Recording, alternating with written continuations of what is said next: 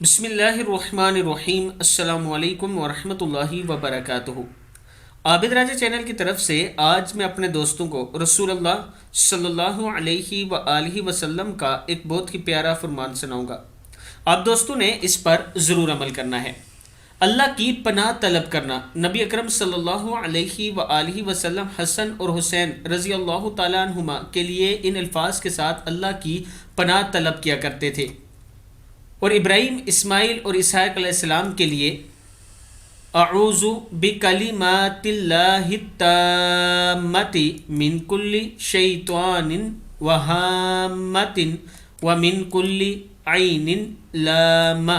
میں پناہ مانگتا ہوں اللہ کے پورے کلمات کے ذریعے ہر ایک شیطان سے اور ہر زہریلے جانور سے اور ہر نقصان پہنچانے والی نظر بد سے۔ بخاری کی حدیث ہے۔